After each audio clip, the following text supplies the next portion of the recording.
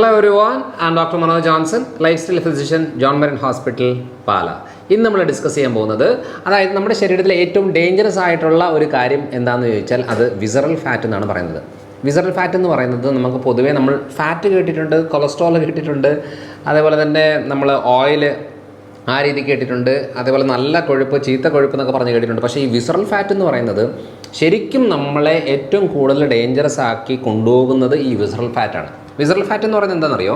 അതായത് നമ്മുടെ ഓർഗൻസിന് ചുറ്റും അടിഞ്ഞുകൂടുന്ന കൊഴുപ്പിനെയാണ് നമ്മൾ വിസറൽ ഫാറ്റ് എന്ന് പറയുന്നത്. അതായത് ഒരാൾക്ക് അതിന് ശരീരത്തിൽ വണ്ണം വെക്കണമെന്നില്ല. അതായത് നമ്മളിപ്പം ശരീരം വണ്ണം വെക്കുന്നത് സ്കിന്നിൻ്റെ താഴെ ഫാറ്റ് അടിഞ്ഞുകൂടുന്ന കണ്ടീഷനാണ്. അത് നമ്മൾ വിസറൽ ഫാറ്റ് എന്ന് പറയാൻ പറ്റില്ല, അത് സബ്ക്യൂട്ടീനിയസ് ഫാറ്റ് എന്നാണ് പറയുന്നത്. പക്ഷേ ഈ വിസറൽ ഫാറ്റ് എന്ന് പറയുന്നത് ഓർഗൻ്റെ ഉള്ളിലും ചുറ്റിനും ഒക്കെ ആയിട്ട് അടിഞ്ഞുകൂടുന്നതാണ്. പ്രത്യേകിച്ച് നമ്മൾ അറിയേണ്ടത് ഈ പറയുന്ന ഈ ബെല്ലി ഫാറ്റ് ഉണ്ട്, അതായത് നമ്മുടെ വയറിന് ചുറ്റും അടിഞ്ഞുകൂടുന്ന അതൊരു വിസറൽ ഫാറ്റാണ്. ശരിക്കും നമ്മുടെ ഓർഗൻസിൻ്റെ പുറത്ത് അതൊരു ലെയറായിട്ട് കവറായിട്ട് വെക്കുന്ന ഒരു കാര്യമാണ്, അത് വിസറൽ ഫാറ്റാണ്. അത് നമ്മുടെ വയറ് കൂടുതൽ ചാടിയിരിക്കുന്ന ആളുകളിലാണ് ഏറ്റവും കൂടുതലായിട്ട് പ്രമേഹ ബുദ്ധിമുട്ടുകളും ബ്ലോക്കിൻ്റെ ബുദ്ധിമുട്ടുകളും മുഴകളും എല്ലാം ഉണ്ടാകുന്നത്. അത് ഏറ്റവും കൂടുതൽ മലയാളികൾക്ക് വളരെ കോമൺ ആയിട്ട് സംഭവിക്കുന്ന ഒരു കാര്യമാണ്. കാരണം ഏറ്റവും കൂടുതൽ ഈ പറയുന്ന രീതിയിലുള്ള ശരീരപ്രകൃതം ഉള്ളത് നമ്മുടെ മലയാളികൾക്കാണ്. പക്ഷേ പഞ്ചാബികൾക്കും നല്ല വണ്ണമുള്ള ആൾക്കാരുണ്ട്. എന്നാലും മലയാളികളിൽ വളരെ കോമൺ ആയിട്ട് ഏറ്റവും നല്ല മെഡിക്കൽ സിസ്റ്റം ഉള്ള സ്ഥലം ഇതൊക്കെ തന്നെയാണ്. എന്നാൽ ഏറ്റവും കൂടുതൽ മരുന്ന് കഴിക്കുന്നവരും, ഏറ്റവും കൂടുതൽ രോഗമുള്ളവരും, ഏറ്റവും കൂടുതൽ പ്രമേഹമുള്ളവരും, ഏറ്റവും കൂടുതൽ വയറുള്ളവരും, എല്ലാവരും ഏറ്റവും കൂടുതൽ ഹാർട്ട് ഡിസീസുകൾ എല്ലാം ഉള്ള സ്ഥലം എന്ന് പറയുന്നത് നമ്മുടെ ഇന്ത്യയിൽ കേരളമാണ്. അപ്പോൾ അങ്ങനെ നമുക്ക് നോക്കുമ്പോൾ അറിയേണ്ട കാര്യം എന്ന് വെച്ചാൽ ശരിക്കും ഈ വിസറൽ ഫാറ്റ് എത്രത്തോളം ഡേഞ്ചറസ് ആണെന്ന് അറിയണം. അതായത് ഇപ്പം വയറിന് ചുറ്റും അടിഞ്ഞുകൂടി ആ കൊഴുപ്പുണ്ടെന്ന് വെച്ചോ, ഈ വിസറൽ ഫാറ്റ് ഇതൊരു സെക്രീഷൻ, ഇതൊന്ന് റിലീസ് ചെയ്യും. ഈ റിലീസ് ചെയ്യുന്ന ചില കെമിക്കൽസ് ഉണ്ട്, ഇതാണ് ഇൻസുലിൻ റെസിസ്റ്റൻസ് ഉണ്ടാക്കുന്നത്. എന്ന് വെച്ചാൽ ഇൻസുലിൻ റെസിസ്റ്റൻസ് എന്ന് പറയുന്നത് കോശങ്ങളിലേക്ക് ഗ്ലൂക്കോസിനെ കയറ്റിവിടാനായിട്ട് സമ്മതിക്കാതെ വരുന്നൊരു അവസ്ഥയാണ് ഇൻസുലിൻ റെസിസ്റ്റൻസ് എന്ന് പറയുന്നത്. അപ്പം കോശങ്ങൾക്ക് ഗ്ലൂക്കോസ് കിട്ടിയില്ലെന്നുണ്ടെങ്കിൽ ക്ഷീണം, ബുദ്ധിമുട്ട്, പ്രയാസം തുടങ്ങും. പിന്നെ ഓവറായിട്ട് ഇൻസുലിൻ്റെ പ്രൊഡക്ഷൻ നടക്കും. പിന്നെ കൂടുതലായി കഴിയുമ്പോഴത്തേനും ഷുഗർ ബ്ലഡിനകത്ത് കൂടും. അങ്ങനെയാണ് പ്രമേഹം ഉണ്ടാകുന്നത്. പ്രമേഹത്തിന് മുമ്പ് ഉണ്ടാകുന്നത് പെൺകുട്ടികളിലാണെന്നുണ്ടെങ്കിൽ PCOD കണ്ടീഷൻസ് വളരെ കോമൺ ആയിട്ടുണ്ടാകും.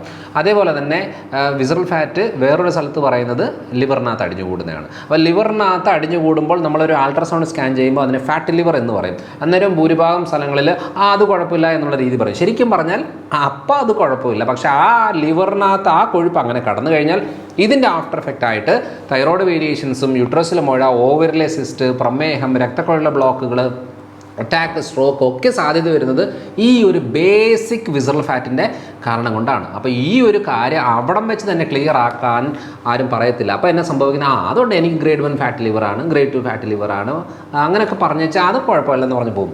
അങ്ങനെയല്ല, ഈ ലിവറിനകത്ത് കൊഴുപ്പടിഞ്ഞ് കൂടുന്നതനുസരിച്ച് നമ്മൾ സ്കാൻ ചെയ്യുന്നത് അൾട്രാസൗണ്ട് സ്കാൻ ആയിരിക്കും. അപ്പോൾ അതിൻ്റെ സൈസ് എത്ര വലുതാണെന്ന് കാണിക്കും. പക്ഷേ ഫൈബ്രോ സ്കാൻ എന്ന് പറയുന്ന ലിവറിൻ്റെ ഒരു കോശങ്ങളിൽ നമ്മൾ നോക്കുമ്പോൾ എത്രത്തോളം ചുരുങ്ങുന്നു എന്നുള്ളൊരു കാര്യം കിട്ടുമ്പോഴാണ്. എന്ന് വെച്ചാൽ ചിലപ്പോൾ ഗ്രേഡ് 1 ഫാറ്റ് ലിവർ ഉള്ള ഒരാൾക്ക് പോലും സീറോസിസ് വരാൻ സാധ്യതയുണ്ട്. കാരണം രണ്ട് ടെസ്റ്റാണ്. അതുകൊണ്ട് ലിവറിന് പാരമ്പര്യമായിട്ട് അങ്ങനെ ഒരു ടെൻഡൻസി ഉണ്ട്, ലിവർ പ്രശ്നമുണ്ട് എന്ന് പറഞ്ഞാൽ ഫൈബ്രോ സ്കാനാണ് ചെയ്യേണ്ടത്. അതേപോലെ മദ്യം കുടിക്കുന്നുണ്ട്, ഒരു ഗ്രേഡ് 2 ഫാറ്റ് ലിവറാണ്, കുഴപ്പമില്ല, മദ്യമൊക്കെ ശ്രദ്ധിക്കണം എന്ന് പറഞ്ഞിട്ടുണ്ട് എന്ന് പറഞ്ഞാൽ അങ്ങനെയല്ല ടെസ്റ്റ് ചെയ്യേണ്ടത്. നമ്മുടെ സ്വന്തം ഇഷ്ടപ്രകാരമെങ്കിലും സ്കാനിങ് സെൻറ്ററിൽ പോയിട്ട് ഫൈബ്രോ സ്കാൻ, ലിവറിൻ്റെ ഫൈബ്രോ സ്കാനാണ് ചെക്ക് ചെയ്യുന്നത്. നോർമൽ അൾട്രാസൗണ്ട് ചെയ്യുന്ന പോലത്തെ രീതി തന്നെയാണ്. പക്ഷേ എല്ലാ സ്ഥലങ്ങളിലും അത് കോമൺ ആയിട്ട് ഇല്ല. അതുകൊണ്ട് അത് എടുത്ത് ചോദിച്ചിട്ടാണ് ചെയ്യേണ്ടത്.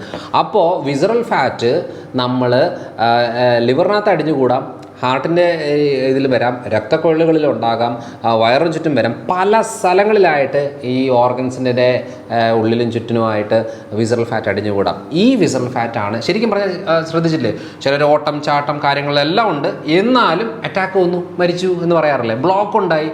അപ്പോൾ ചിലർ എങ്ങനെയാണ് ഈ വ്യക്തിക്ക് ബ്ലോക്ക് ഉണ്ടാകുന്നത്? കാരണം പുള്ളി ഇത്രയും ശ്രദ്ധിക്കുന്ന ആളാണല്ലോ. കാരണം എപ്പോഴും അറിയണേ, വണ്ണം കുറഞ്ഞിരിക്കുന്ന ആളുകൾക്ക് പ്രശ്നം കൂടുതലുണ്ട്. അത് ഏത് രീതിയാണെന്ന് വെച്ചാൽ ഇവർ നോർമലായിട്ട് ഭക്ഷണം കഴിക്കുക, നോർമലായിട്ട് മധുരം കഴിക്കുക, നോർമലായിട്ട് ബേക്കറി സാധനം കഴിക്കുക എല്ലാം ചെയ്തെങ്കിൽ ഇവർക്ക് വണ്ണം വെക്കുന്നില്ല എന്ന് പറഞ്ഞാൽ ഡേഞ്ചറസ് ആണ്, ഭയങ്കര ഡേഞ്ചറസ് ആണ്. കാരണം ഇതാണ് മൊത്തം വിസറൽ ഫാറ്റായിട്ട് കിടക്കുന്നത്. വണ്ണം വെക്കുന്ന ആൾക്ക് സുഖമാണ്. കാരണം എന്ന് വെച്ചാൽ കഴിച്ച സാധനം കൊഴുപ്പായിട്ട് സ്കിന്നിന് താഴെ അടിഞ്ഞു കൂടുമ്പോൾ വെയിറ്റ് കൂടി വണ്ണം വെച്ചു എന്ന് പറഞ്ഞാൽ ഓക്കെ, കുറച്ചെങ്കിലും സേഫാണ്. പക്ഷേ ഈ ചില സ്ത്രീകൾ കണ്ടിട്ടില്ലേ, വണ്ണം കുറവുള്ള ആളുകളിലായിരിക്കും ഏറ്റവും കൂടുതൽ യൂട്രസിൽ മഴ വരുന്നത്, ഏറ്റവും കൂടുതൽ ബ്രസ്റ്റിലെ മഴ വരുന്നത്. കാരണം ഈ ഫാറ്റ് ഡെപ്പോസിറ്റ് ആകുന്നത് ഈ പറഞ്ഞ അവയവങ്ങളിലാണ്. പ്രത്യേകിച്ച് പല സ്ഥലങ്ങളിലാണ് അങ്ങനെയാണ്. മറ്റേതെന്ന് പറയുന്നത് എന്ത് കഴിച്ചാലും സ്കിന്നിന് താഴെ കൊഴുപ്പ് അടിഞ്ഞു കൂടി ഫാറ്റ് നിറഞ്ഞ് വെയിറ്റ് കൂടുന്ന രീതിയിലേക്ക് വരും. അതുകൊണ്ട് വണ്ണം കുറഞ്ഞിരിക്കുന്ന എപ്പോഴും നല്ലതാണ്. അവർ ഹെൽത്തി ആയിട്ടുള്ള ലൈഫ് സ്റ്റൈലും ഫുഡ് ഹാബിറ്റ്സും അവരുടെ രീതികളും പോവുകയാണെങ്കിൽ അത് നല്ലതാണ്. അതല്ല ചിലർ കാണാറില്ല 4-5 ദോശ കഴിക്കും, പിന്നെ കുറേ മധുരവും കഴിക്കും, കുറേ പായസവും കുടിക്കും, കുറേ ചോറും കഴിക്കും, എന്നിട്ട് അവർ മെലിഞ്ഞിരിക്കും. അങ്ങനെയുള്ളവർക്കാണ് ഈ പറയുന്ന വിസറൽ ഫാറ്റ് ഏറ്റവും കൂടുതലായിട്ട് വരുന്ന സാധ്യത ഉള്ളത്. അതെന്ന് വെച്ചാൽ അവർക്ക് വണ്ണം കാണത്തില്ല, പക്ഷേ അവയവങ്ങളിലെല്ലാം മുഴകൾ, സിസ്റ്റുകൾ, ട്യൂമറുകൾ, തടിപ്പ്, നൊഡ്യൂൾസൊക്കെ ഉണ്ടാകുന്നത് അവർക്കാണ്. അപ്പം മനസ്സിലാക്കേണ്ട കാര്യം എങ്ങനെയാണ് ഈ വിസറൽ ഫാറ്റ് ഉണ്ടാകുന്നത്, ലിവറിനകത്ത് എങ്ങനെയാണ് കൊഴുപ്പടിഞ്ഞു കൂടുന്നത്. അതിൻ്റെ ആദ്യത്തെ കാര്യം എന്ന് പറയുന്നത് കേട്ടിട്ടില്ലേ നമ്മൾ, ആൽക്കഹോൾ, മദ്യം എന്ന് പറയുന്നത് അതിൻ്റെ കൊഴുപ്പ് എന്ന് പറയുന്ന സാധനമില്ല, പക്ഷേ ഇത് ബോഡിയിലേക്ക് കയറി കഴിഞ്ഞത് ഊർജ്ജമാണ്, എനർജിയാണ്, ഗ്ലൂക്കോസാണ്. ഇത് കൺവേർട്ടായിട്ട് ലിവറിനകത്ത് കൊഴുപ്പായി കിടക്കും.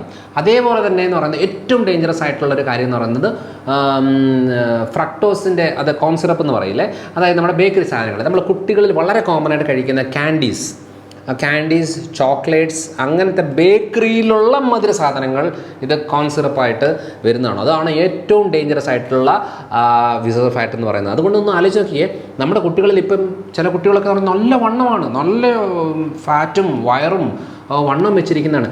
കാരണം എപ്പോഴും ആലോചിക്കേണ്ടത്, ഇപ്പം ചോറ് കഴിച്ചാൽ ശരീരത്തിൽ അകത്ത് കയറിയിട്ട് ഫാറ്റാവും, അതങ്ങനെയാണ് വരുന്നത്, അല്ലാതെ എണ്ണ കഴിക്കണമെന്നില്ല.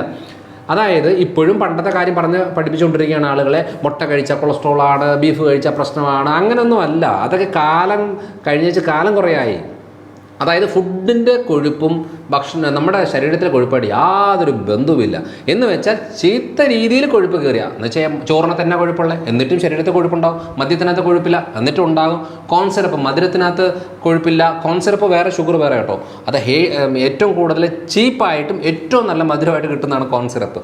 അതുകൊണ്ടാണ് എല്ലാ കാര്യങ്ങളിലും കോൺസിറപ്പ് യൂസ് ചെയ്യുന്നത്. അതുകൊണ്ട് ബേക്കറി സ്ഥിരമായിട്ട് കഴിക്കുന്ന കുട്ടികളിൽ അവർക്ക് ഏറ്റവും കൂടുതൽ ഹാർട്ട് പ്രശ്നങ്ങളും ബ്ലോക്കുകളും ഉണ്ടാകാനുള്ള സാധ്യത വളരെ കൂടുതലാണ്. ചെറിയ പ്രായത്തിൽ തന്നെ ഹാർട്ട് പ്രശ്നങ്ങളും അറ്റാക്കും സ്ട്രോക്കും ഉണ്ടാകും, പ്രമേഹവും ഉണ്ടാകും. വളരെ കോമൺ ആയിട്ട് സംഭവിക്കുന്ന ഒരു കാര്യമാണ്. പിന്നെ ഒരു കാര്യം എന്ന് പറയുന്നത്, നമ്മുടെ ശരീരത്തിലെ ഫാറ്റായിട്ട് കൺവേർട്ട് ആകുന്നത് സ്റ്റിറോയിഡ് ആയിട്ടുള്ള മെഡിസിൻസ് ഉണ്ട്. നമുക്ക് ചില സാഹചര്യങ്ങളിൽ അത്യാവശ്യമായിട്ട് എടുത്തേ പറ്റൂ.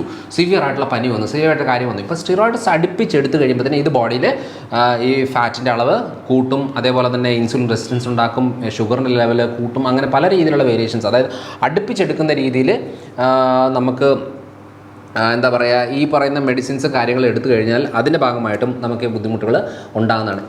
ചെറിയ കുട്ടികളെ കണ്ടിട്ടില്ലേ, അവർക്ക് ഈ ബേബി പ്രോഡക്റ്റുകൾ കൊടുക്കും, ഇങ്ങനെ കുറുക്കി എന്താ പറയുക, പാക്കറ്റ് പൊട്ടിക്കുന്നു, ഒഴിക്കുന്നു, പാലിലൊഴിക്കുന്നു, മധുരം ഇടുന്നു, കൊടുക്കുന്നു.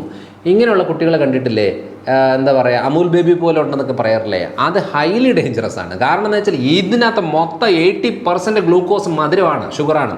ഈ ഷുഗർ കലക്കി കൊടുത്തേച്ച് ഈ കുഞ്ഞ് മൊത്തം അത് ഫാറ്റായി കൺവേർട്ട് ചെയ്തിട്ട് ഉരുണ്ട് വരും. അപ്പോൾ നമ്മൾ നോക്കിയോ എന്തോ ഓമനത്തുള്ള ആളാണ്, പക്ഷേ എത്രയും പെട്ടെന്ന് ഹാർട്ട് ഡിസീസിലേക്കും ബ്ലോക്കിലേക്കും പ്രമേഹത്തിലേക്കും പോകുന്ന ആളാണത്. അപ്പോൾ അതുകൊണ്ട് നമ്മൾ ഈ പറയുന്ന കുറുക്കി കൊടുക്കുക എന്ന് പറഞ്ഞാൽ പാക്കറ്റ് സാധനം വിട്ടേച്ച് വീട്ടിലുള്ള കാര്യങ്ങൾ നമ്മൾ കൊടുക്കുകയാണെന്നുണ്ടെങ്കിൽ ഏറ്റവും നല്ലതായിരിക്കും.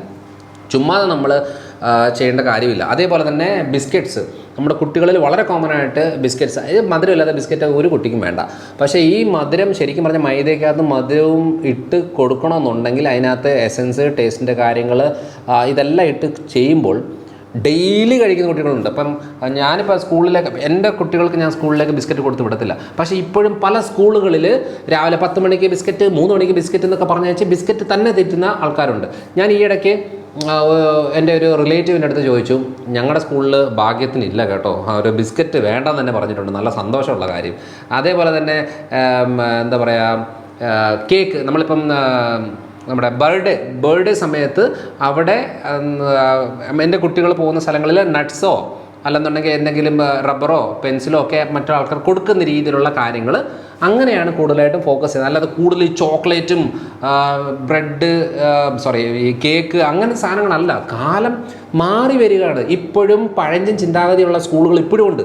വലിയ CBSE ആണ്, വലിയ സംഭവങ്ങളൊക്കെ എന്ന് പറഞ്ഞാലും ഞാൻ ആ റിലേറ്റീവിൻ്റെ വീട്ടിൽ പോകുമ്പം ആ റിലേറ്റീവിൻ്റെ കുഞ്ഞ് കുറച്ച് ഹൈപ്പർ ആക്റ്റീവും കുറച്ച് ഇറിറ്റേഷനും കാണിക്കുന്നതാണ്. അപ്പോൾ ഞാൻ പറഞ്ഞു, ഇത് ബിസ്ക്കറ്റ് കൊടുക്കരുത്, ഇത് ഹൈപ്പർ ആക്ടിവിറ്റി കൂടും എന്ന് പറയുമ്പോൾ, ഞങ്ങൾ ഇവിടുന്ന് കൊടുത്തില്ലെങ്കിൽ സ്കൂളിൽ ചെല്ലുമ്പോൾ സ്കൂളിൽ വിളിച്ച് പറയും, ഇവിടെ ഒരാൾക്ക് വേണ്ടിയിട്ട് ഫുഡ് മാറ്റാൻ പറ്റത്തില്ല, എല്ലാവർക്കും കമ്പൽസറി ആയിട്ട് ബിസ്ക്കറ്റാണ് കൊടുക്കുന്നത്. അത് അവിടെ സ്കൂളിൽ കൊടുക്കും. അതായത് സ്കൂളുകാർ, നമ്മൾ കൊടുത്തില്ലെങ്കിൽ സ്കൂളുകാരെ കൊടുക്കുന്ന ഒരു കാര്യമാണ്. ഇങ്ങനെ കുട്ടികളുടെ പ്രശ്നം എന്താണെന്നറിയില്ല സ്കൂളുകാർക്ക്.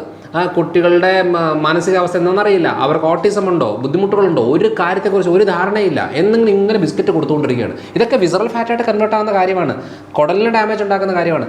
വല്ലപ്പോഴും ഒരു ബിസ്ക്കറ്റ് കഴിക്കുന്നതുകൊണ്ട് യാതൊരു കുഴപ്പമില്ല. അതുകൊണ്ട് എപ്പോഴും ഞാൻ ഈയിടയ്ക്ക് തലശ്ശേരിയിൽ ഒരു ക്ലാസ് എടുക്കാൻ പോയി.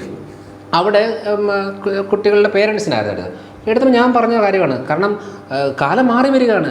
ഈ കേക്കിൻ്റെ മെത്തഡുകളൊക്കെ മാറുന്നു, ചോക്ലേറ്റ്സിൻ്റെ രീതികൾ മാറുന്നു, ഇപ്പോൾ എല്ലാം ബിസ്ക്കറ്റുകൾ മാറുന്നു, ഇപ്പോൾ കുട്ടികൾക്ക് ന്യൂട്രീഷ്യസ് ആയിട്ടുള്ള കാര്യങ്ങൾ വരികയാണ്. പക്ഷേ ഇപ്പോഴും പല പേരൻസും അതിന് തയ്യാറാകുന്നില്ല, പല സ്കൂൾ മാനേജ്മെൻറ്റും തയ്യാറാകുന്നില്ല. കാരണം ഏറ്റവും എളുപ്പത്തിൽ നടക്കുന്ന കാര്യമാണിത്. ശരിയാണ്, പക്ഷേ എല്ലാവർക്കും അത് പറ്റില്ല. അതുകൊണ്ട് ഇതെല്ലാം വിസറൽ ഫാറ്റായിട്ട് മാറി അത് ആരോഗ്യ പ്രശ്നങ്ങൾ കൂട്ടുന്നതാണ്. ചെറിയ പ്രായം തൊട്ട് ഇത് ശീലിപ്പിച്ച് കഴിഞ്ഞാൽ കുട്ടികൾക്ക് ബിസ്ക്കറ്റ് അല്ലാതെ വേറെ ഒന്നും കഴിക്കാത്ത രീതിയിലേക്ക് മാറും. കുക്കീസ്, ബിസ്ക്കറ്റ്, ഗമ്മീസ്, ചോക്ലേറ്റ്സ് ഇതിൽ തന്നെയാണ് നിൽക്കുന്നതെങ്കിൽ എത്രയും പെട്ടെന്ന് ഹാർട്ട് ഡിസീസും ബ്ലോക്കുകളും ഉണ്ടാകാനുള്ള സാധ്യത കൂടുതൽ. പ്രമേഹം വളരെ കോമൺ ആയിട്ട് വരുന്നതാണ്. അതേപോലെ തന്നെ ഈ വെജിറ്റബിൾ ഓയിൽ, നമ്മൾ ഈ പാം ഓയിൽ, സൺഫ്ലവർ ഓയിൽ, അങ്ങനത്തെ വെജിറ്റബിൾ ഓയിൽസ് ഹൈലി ഡേഞ്ചറസ് ആണ്. കാരണം സേഫായിട്ട് വെളിച്ചെണ്ണ സേഫാണ്, ഒലിവ് ഓയിൽ സേഫാണ്. ബാക്കി ഇതൊന്നും വെജിറ്റബിൾ ഓയിൽ എന്ന് പറഞ്ഞാൽ ഇതൊന്നും ആ എണ്ണകളല്ല. അത് റിപ്പീറ്റഡ് ആയിട്ട് യൂസ് ചെയ്യുന്ന ആളുകളിലാണ് ഏറ്റവും കൂടുതൽ വിസറൽ ഫാറ്റ് ഉണ്ടാകുന്നത്, ലിവറിന് ഫാറ്റ് കയറുന്നത്. അതേപോലെ ഓക്സിഡേറ്റീവ് സ്ട്രെസ്, ക്യാൻസർ റിലേറ്റഡ് ആയിട്ടുള്ള കാര്യങ്ങൾ പലപ്പോഴും ഉണ്ടാകും. വല്ലപ്പോഴും ഫ്രൈഡ് റൈസ് കഴിക്കുമ്പോൾ ഇടുന്ന, അല്ലെങ്കിൽ മറ്റേ ഗോബി മഞ്ചൂരിയൻ ഉണ്ടാക്കുമ്പോൾ ഇടുന്ന പോലത്തെ സൺഫ്ലവർ ഓയിൽ പോലെ അല്ല ഡെയിലി യൂസിന് ഇത് എടുക്കുന്നത്. അത് ഹൈലി ഡേഞ്ചറസ് ആണ്. വേണമെന്നുണ്ടെങ്കിൽ സംശയമുള്ളവർ ഇതിനെക്കുറിച്ച് ഡീറ്റെയിൽ ആയിട്ടൊന്ന് പഠിച്ചു നോക്ക്. ഈ വെജിറ്റബിൾ ഓയിൽ സേഫ് ആണോ, ഇത് ഹാർട്ടിന് നല്ലതാണോ എന്നൊക്കെ ഒന്ന് അടിച്ചു നോക്കിയാൽ മതി. ചുമ്മാതെ ഓരോ റിസർച്ചാണ് അതാണ് ഇതാണെന്ന് പറഞ്ഞാൽ ഇവിടെ മര്യാദക്ക് വെളിച്ചെണ്ണ ഉപയോഗിച്ചുകൊണ്ടിരുന്ന നാടായിരുന്നു. ഈ നാട്ടിലേക്ക് ഇപ്പോൾ മൊത്തം ഈ പറയുന്ന കാര്യങ്ങൾ ചെയ്ത് ക്യാൻസർ നല്ല അളവിൽ കൂടിയിട്ടുണ്ട്. ഇവിടെ യാതൊരു രീതിയിലുള്ള ഒരു ഇതിനും കുറവില്ല. അപ്പോൾ ഈ അളവിൽ വരുന്നതിൻ്റെ കാര്യം എന്ന് പറയുന്നത് റിപ്പീറ്റഡ് ആയിട്ടുള്ള വെജിറ്റബിൾ യൂസാണ്. പിന്നെ മുക്കി വറക്കുന്ന പ്രൊഡക്റ്റുകൾ, വറുത്തത് കഴിച്ചോ ഒരു കുഴപ്പമില്ല, മുക്കി വറുത്തത് കഴിച്ചോ ഒരു കുഴപ്പമില്ല. അപ്പോൾ റിപ്പീറ്റഡ് ആയിട്ട് വറുത്ത സാധനങ്ങൾ മാത്രം കഴിക്കുന്ന ആളുകളിലും വിസറൽ ഫാറ്റ് കൂടും. എന്ന് വെച്ചാൽ എണ്ണ ഉപയോഗിക്കാം, വെജിറ്റബിൾ ഉപയോഗിക്കാം, വെജിറ്റബിൾ ഓയിൽ ഉപയോഗിക്കാം, കുഴപ്പമില്ല ചെറിയ അളവിൽ. വറുത്ത സാധനങ്ങൾ ഉപയോഗിക്കാം ചെറിയ അളവിൽ. അതേപോലെ തന്നെ മധുര സാധനങ്ങൾ എല്ലാം ചെറിയ അളവാണെങ്കിൽ കുഴപ്പമില്ല. ഇത് ഡെയിലി യൂസിന് വന്നോ ഉറപ്പായിട്ടും വിസറൽ ഫാറ്റ് കൂടും. അതിൻ്റെ ഭാഗമായിട്ടുള്ള പ്രശ്നങ്ങളാണ് ഏറ്റവും കോമൺ ആയിട്ട് വരുന്നത്. ബ്ലോക്കുകളും അറ്റാക്കുകളും സ്ട്രോക്കുകളും ഉണ്ടാകുന്നത് വളരെ കോമൺ ആയിട്ട് വിസറൽ ഫാറ്റ് കാരണമാണ്. പ്രമേഹം ഉണ്ടാകുന്ന വിസറൽ ഫാറ്റ് കാരണമാണ്. വെയിറ്റ് കൂടുന്ന വിസറൽ ഫാറ്റ് കൊണ്ടാണ്. അതേപോലെ സന്ധിവേദനകൾ, മസിൽ പെയിൻസ്, മരവിപ്പ് പ്രശ്നങ്ങളുണ്ടാകുന്നത്, ഡിമെൻഷ്യ, അതായത് നമ്മുടെ മറവി, പാർക്കിൻസണിസം, വിറയലിൻ്റെ പ്രശ്നങ്ങൾ, കോൺസെൻട്രേഷൻ കുറയുന്നത്, ക്ഷീണം വരുന്നത്, ഇതെല്ലാം ഇതിൻ്റെ ഒരു റൂട്ടായിട്ട് കിടക്കുന്ന ഒരു കാര്യം. പല കാരണങ്ങളിലും മെയിനായിട്ടൊരു കാരണം എന്ന് പറയുന്നത് വിസറൽ ഫാറ്റാണ്. അതിൻ്റെ കാരണങ്ങളും അതിൻ്റെ സൊല്യൂഷനും അതെങ്ങനെ ചെയ്യണം, ഏത് അളവിൽ ചെയ്യണം എന്നുള്ളതാണ് നമ്മൾ ഈ വീഡിയോയിലൂടെ ഡിസ്കസ് ചെയ്തത്. അപ്പം ഈ ഒരു കാര്യങ്ങൾ നമ്മൾ ലിവറിനകത്ത് ബുദ്ധിമുട്ടുണ്ടെങ്കിൽ അതിന് പ്രോപ്പർ സ്കാൻ ചെയ്തേച്ച് അതിനുള്ള ഡയറ്റും അതിനുള്ള ട്രീറ്റ്മെൻറ്റ്സും പ്രോപ്പറായിട്ട് ചെയ്തേച്ച് ഇപ്പോൾ കുഴപ്പമില്ല എന്ന് പറഞ്ഞ് ഇരിക്കരുത്. അതൊക്കെ ഇപ്പോൾ കുഴപ്പമില്ലായിരിക്കും, കുറച്ച് കഴിയുമ്പോൾ അത് ബുദ്ധിമുട്ട് കാണിക്കുന്നതായിരിക്കും. ഇതൊക്കെ നിസ്സാരമായിട്ട് ശരിയാക്കാൻ പറ്റുന്ന കാര്യങ്ങളാണ്. ഇതിനെക്കുറിച്ചൊരു അറിവ് നമുക്ക് കിട്ടിക്കഴിഞ്ഞാൽ വളരെ നിസ്സാരമായിട്ട് ഈസി ആയിട്ട് നമുക്ക് നമ്മുടെ ശരീരത്തെ റിപ്പയർ ചെയ്യാൻ സാധിക്കുന്നതാണ്. അപ്പോൾ അടുത്തൊരു വീഡിയോ ആയിട്ട് വരാം. ബൈ.